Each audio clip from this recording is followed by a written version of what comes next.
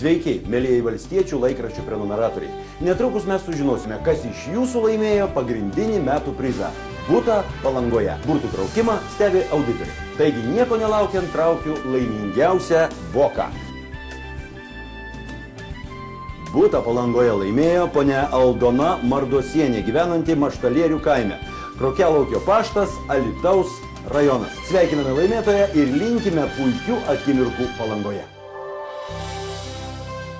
Kitas valstiečių laikraščio prizas – tai 5 savaitgaliniai kvietimai į Eglės sanatoriją Druskininkuose 2 žmonėms. Ir kasgi laimėjo tuos kvietimus? Taigi, Jonas Vaidutis Mureika iš Šalčininkų. Dar vieną kvietimą laimėjo ponas Juozas Venskutonis iš Trakų rajono.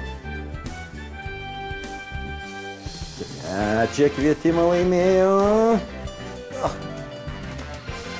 ponas Saulius Noreika iš Kaišiadorių rajono.